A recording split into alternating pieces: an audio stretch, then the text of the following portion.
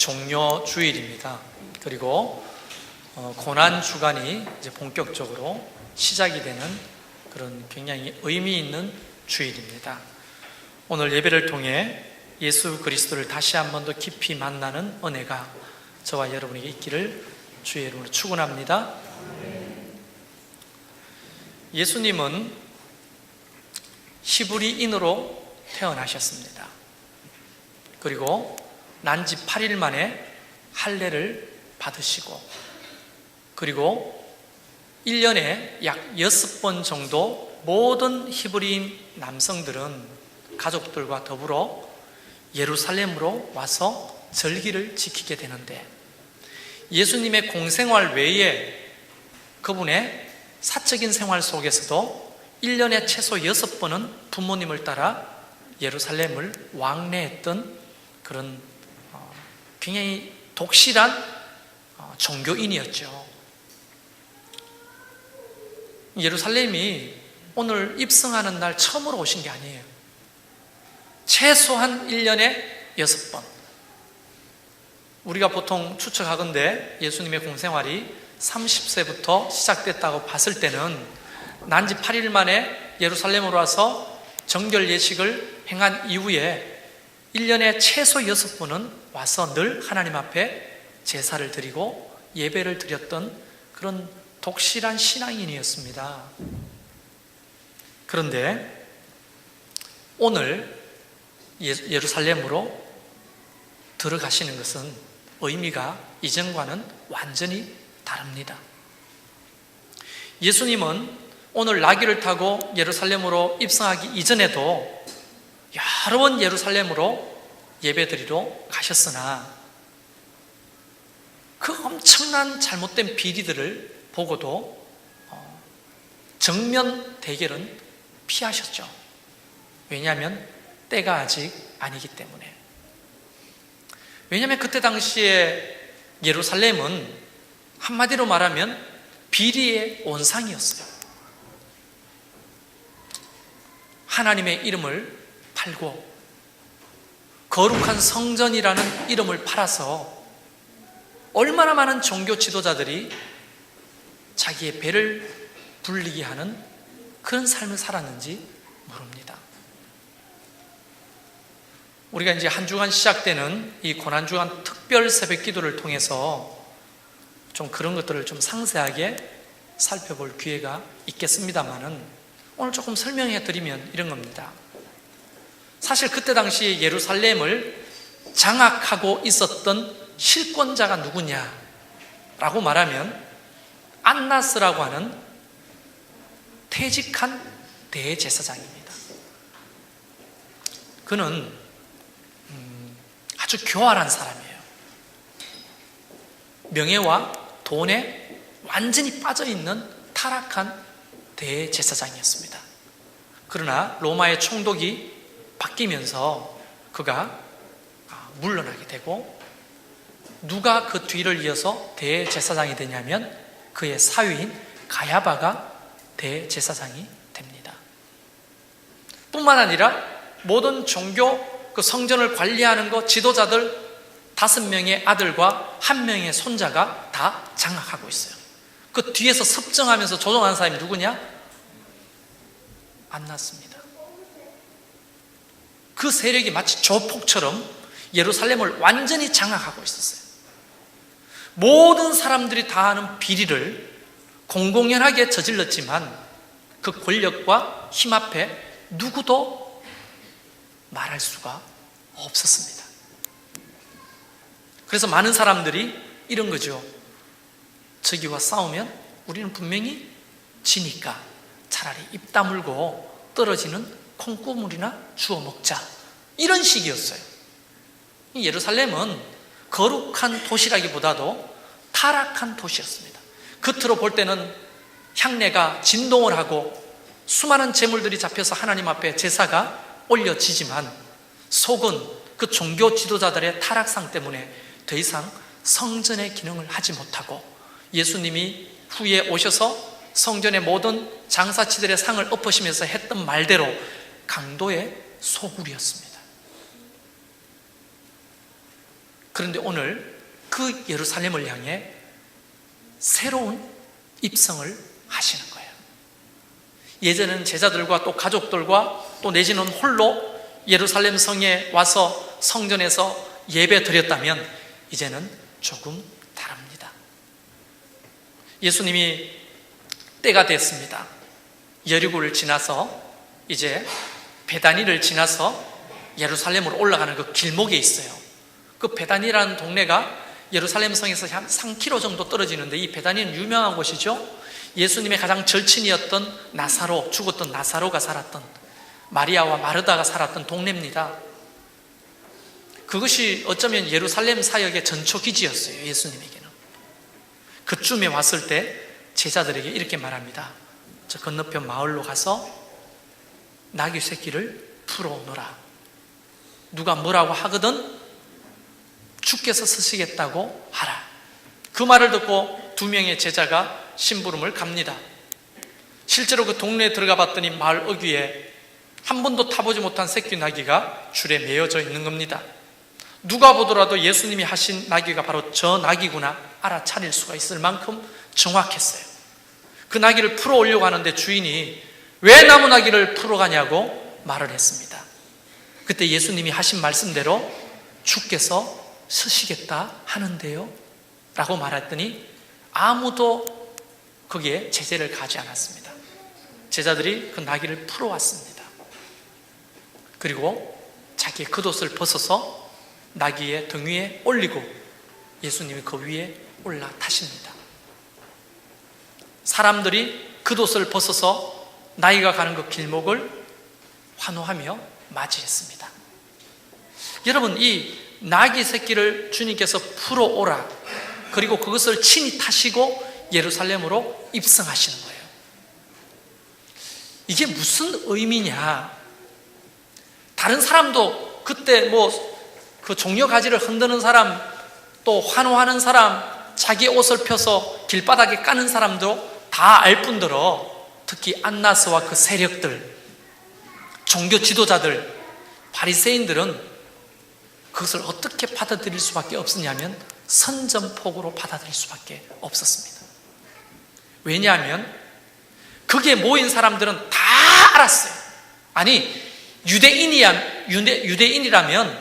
이 스가랴 9장 9절과 10절 말씀을 모르는 사람이 없었습니다. 왜냐하면 그들은 다 메시아를 고대하고 있었죠. 그 메시아는 그들이 생각하는 다윗 왕과 같은 위대한 왕이었습니다. 그리고 그 다윗 왕과 같은 위대한 메시아가 올 때는 뭘 타고 온다? 나귀를 타고 온다는 사실을 모르는 사람이 없어요. 삼척 동자부터 노인에 이르기까지 유대인이라면 다 압니다. 스가랴 9장 9절에서 10절 말씀을 못 외우는 사람이 없을 정도였어요. 거기에 뭐라고 써 있느냐? 스가랴 9장 9절과 10절에 이렇게 써 있습니다. 시온에 따라 크게 기뻐할지어다. 예루살렘에 따라 즐거이 부를지어다. 보라, 내 왕이 내게 임하시나니 그는 공의로우시며 구원을 베푸시며 겸손하여서 나귀를 타시나니 나귀의 작은 것 곧 나귀 새끼니라. 내가 에브라임의 병고와 예루살렘의 말을 끊겠고 전쟁하는 활도 끊으리니 그가 이방 사람에게 화평을 전할 것이요 그의 통치는 바다에서 바다까지 이르고 유브라데 강에서 땅끝까지 이르리라. 할렐루야. 이 말씀을 암송하지 못하는 유대인들이 없었어요. 다시 말하면 나귀를 타고 내가 입성해야 되겠다라고 말하는 것은 안나스와 그 모든 불의한 세력들에 대해서 선전포고를 하는 거예요. 그들은 어떻게 받아들였을까요? 이렇게 받아들였어요. 예수님이 나귀를 타고 오실 때 내가 이제 이 나라의 왕이다. 너의 모든 권력과 명예를 내 발 앞에 내려놓아라. 내가 곧 주인이다. 여러분, 이 말로 알아들었던 안나스와 그 쫄개들, 그리고 타락한 종교인들, 외식하는 바리새인들은 너무너무 끔찍한 광경이에요. 그게.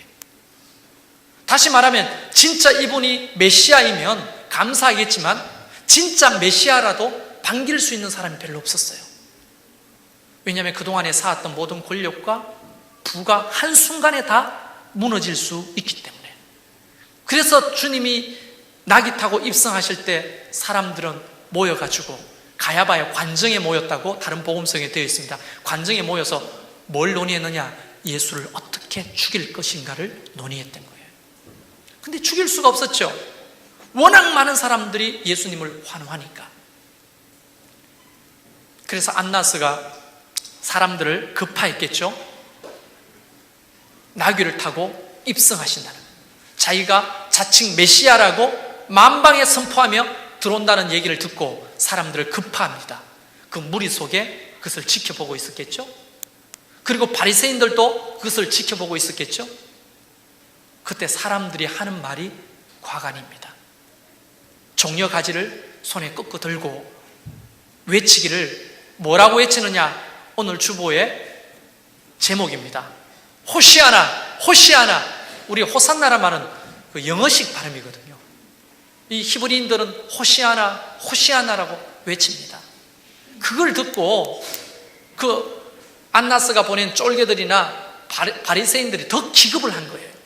왜냐하면 그때 당시에 그 유대 민족들이 언제나 불렀던 노래가 있어요. 이 노래는 입에 붙어있는 그 민족의 18번 노래입니다. 우리나라도 이런 노래가 있죠. 아이부터 노인까지 다 하는 거. 특히 이산가족 상봉할 때 마지막으로 항상 부르는 노래 뭐죠? 우리의 소원은 아리랑은 무슨 아리랑입니까? 네. 우리의 소원은 통일. 이거는 북쪽 사람도 알고 우리도 알고요. 또 이런 노래 있죠. 또 어떤 노래가 있죠? 과수원길. 뭐 이런 것들은요, 북한 사람도 알고 우리나라 사람도 아는, 모든 사람들이 다 아는 노래들, 그게 있었는데, 그게 뭐냐면 시편 118편 노래입니다. 왜냐하면 그들은 언젠가는 메시아가 오셔서 자기들을 해방시키고 그분이 오실 때는 모든 사람이 다 이 노래를 불러야 된다고 어릴 적부터 가르쳤어요. 우리가 118편 우리가 다는 못 읽고 거기에 22절부터 27절을 제가 읽어드리겠습니다. 건축자가 버린 돌이 집 모퉁이의 머릿돌이 되었나니 이는 여호와께서 행하신 것이요 우리 눈에 귀한 바로다. 이 날은 여호와께서 정하신 것이다. 이 날에 우리가 즐거워하고 기뻐하리로다. 이 날은 뭐예요? 메시아가 오시는 날이에요. 여호와여 구원하옵나니 이제 구하소서. 여호와여 우리가 구하옵나니 이제 형통하게 하소서. 이 25절이 어떻게 히브리어로 번역됐냐면 호시아나 호시아나 호시아나. 라임이 좋죠? 이 노래가 모든 사람한테 불려졌어요. 어릴 적부터 입에 발린 노래입니다. 이 노래는 언제 부르는 노래예요? 유대인의 왕 메시아가 오실 때 부르는 노래라고 어릴 적부터 배웠던 노래를 나귀를 타고 오시는 주님 앞에 사람들이 그걸 흔들면서 부르는 거 아닙니까? 호시아나 호시아나 우리를 구하소서. 기뻐하라 즐거워하라. 오늘은 주의 정하신 날이로다. 그걸 들었던 안나스와 그 쫄개들 그리고 바리새인들 그 마음이 어땠는지 한번 생각해 보세요. 예수님은 지금 그 불의에 대해서 정면으로 도전하고 있는 거예요. 다시 말하면 이제 내가 예배하는 자로 6월절에 성전에 올라가는 것이 아니라 예배받는 왕으로 하나님으로 내가 성전에 올라간다 이 말이거든요. 너희들이 가지고 있던 모든 권세를 내 앞에 굴복해라. 굴복해라. 그 권세는 너희 것이 아니고 나의 것이다. 와, 정말 멋있잖아요 예수님. 다시 말하면 폭탄을 등에 짊어지고 불구덩이로 뛰어 들어가는 격이에요. 죽기를 각오하지 않고서는 이런 퍼포먼스를 사람들 앞에 할 수가 없어요. 그래서 바리새인들이 제재를 합니다. 라삐오, 왜 사람들이 메시아가 올 때 부르는 노래를 부르게 합니까? 조용하라 하십시오. 그렇게 항의를 하니까 40절에 예수님이 뭐라고 말합니까? 내가 너희에게 말하노니 만일 이 사람들이 침묵하면 돌들이 소리 지르리라. 이 말을 뒤집어 말하면 이거잖아요. 더 불러라고. 사람들이 부글부글 종교 지도자들이 부글부글 거리는데 더 불러라고. 부르는 것이 옳은 것이라고. 예수님의 선동하는 모습을 우리가 볼 수가 있어요. 다시 말하면 그 불의에 대해서 정면 도전하는 거예요.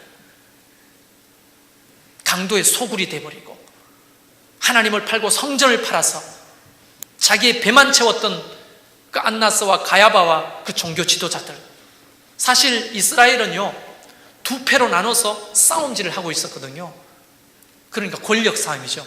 하나는 사두개파, 대부분 대제사장들과 성전을 중심으로 세력을 가지고 있는 사두개파, 그리고 바리새인들, 백성들 중심의 백성들의 선생이 되어서 그들을 장악하고 있는 바리새파.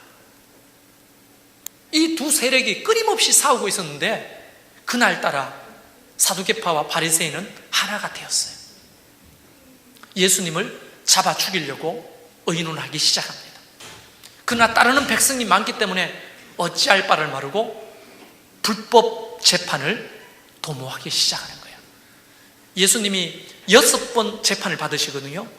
그런데 그 모두가 다 불법 재판이에요. 율법에 정한 재판이 아니에요. 누구보다 율법을 잘 아는 그 사두개파 바리새인들이 예수님을 죽이려고는 불법 재판을 벌였다는 사실은 참 묘하잖아요. 그만큼 다급하고 그만큼 위기의식을 느꼈다는 겁니다. 예수님에 대해서. 사람들이 소리를 지르고 노래를 하고 호시아나 호시아나.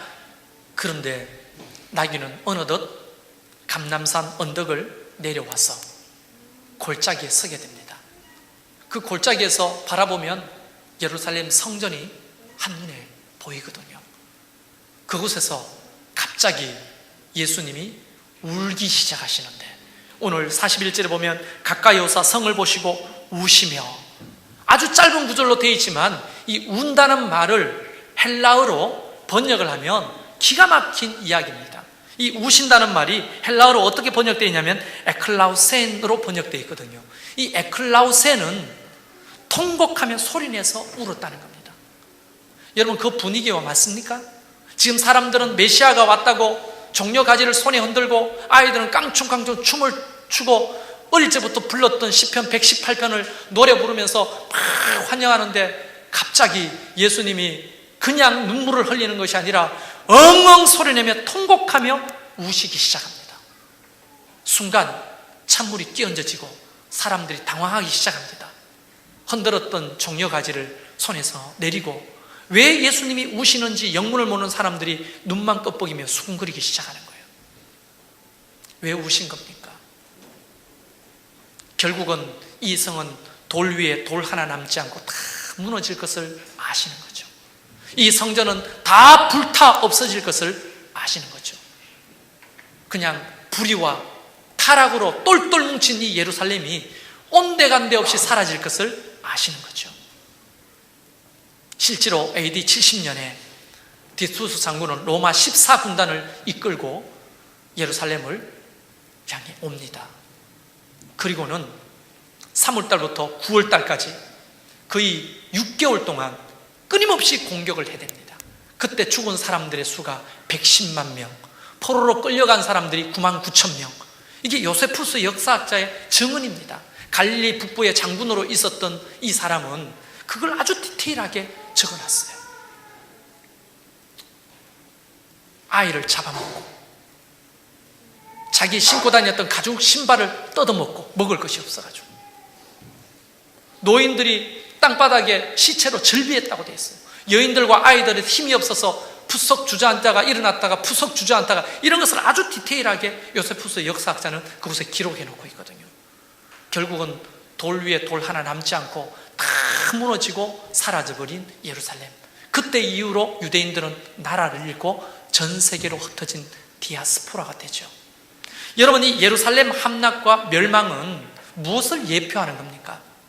죄로 인하여 결국은 심판을 받고 이 땅에 모두가 다 멸망받을 수밖에 없는 인간 세상의 마지막 종말을 하나님이 예견하시는 거예요. 예외는 아닙니다. 그런데 놀라우신 것은 그렇게 통곡하고 우시면서 결국은 불법 재판 6번의 재판을 받으시고 결국은 사형을 언도받습니다. 십자를 지고 골고다의 언덕으로 올라가시고 죄 없는 그분이 죽으시면서 하신 말씀 중에 기막힌 말씀이 있죠. 아버지, 저들이 무슨 죄를 저지른지 알지 못합니다. 저들을 용서해 주십시오. 여러분, 이 기도 제목 안에 대상은 누굽니까?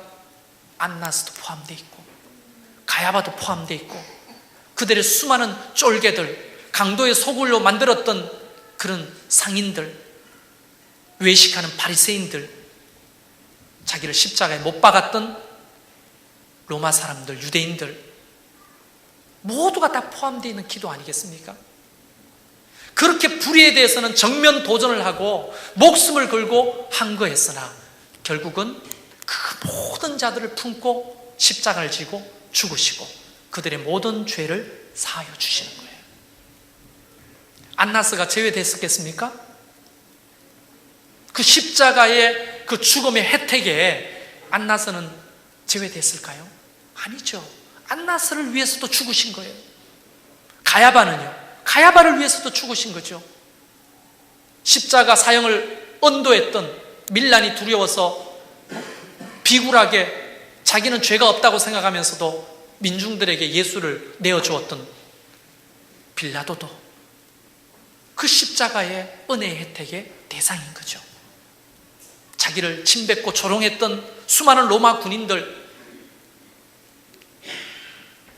예수님을 팔아버린 가룟 유다나 도망가버린 제자들조차도 그 십자가의 은혜의 대상자들이라는 거예요.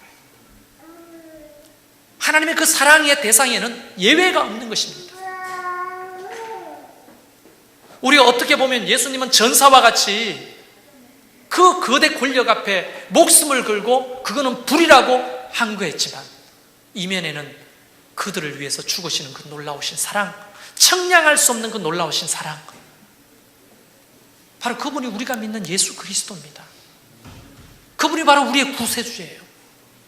오늘 우리가 예배하는 대상이기도 하죠.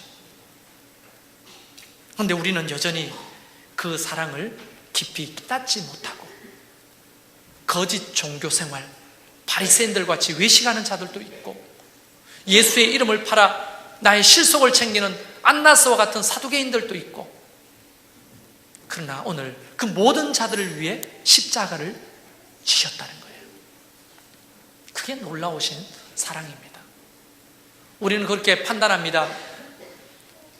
이 사람은 몰라도 저 사람은 용서받지 못할 거야. 그런 사람은 하나님 앞에 한 사람도 없습니다.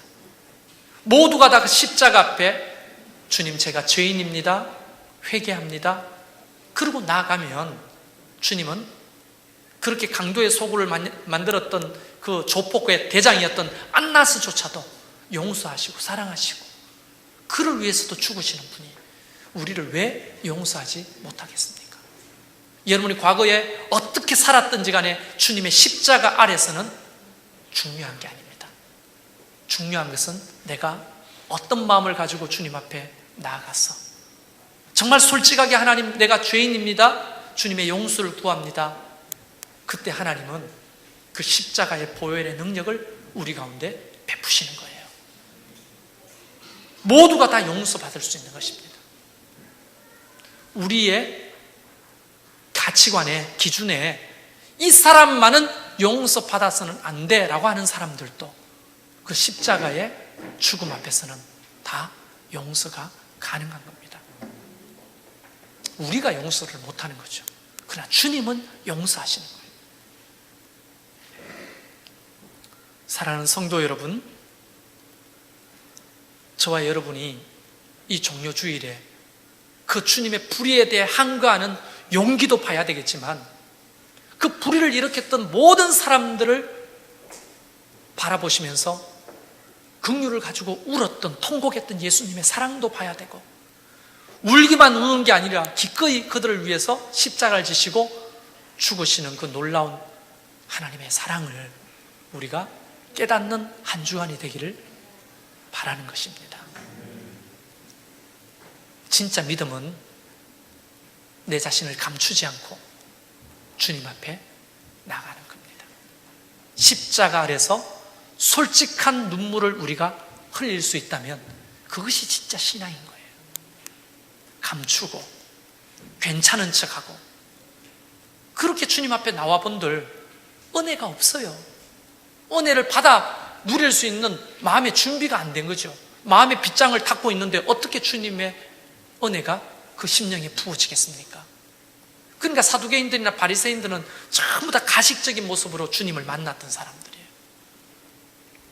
이제 내일 새벽부터 우리는 주님과 동시대에 살았던 사람들을 한 사람 한 사람 살펴보려고 합니다. 그 속에서 우리의 모습을 발견하게 될 겁니다. 그럴 때마다 주님 앞에 솔직한 우리의 모든 모습들을 가면을 벗어버리고 나를 드리는 거예요. 그리고 주님이 우리를 어떻게 맞이하시는지, 어떻게 용서하시는지, 어떻게 회복시키시는지, 어떻게 치료하시는지를 경험하는 이 고난 한 주간이 되기를 주의 이름으로 축원합니다.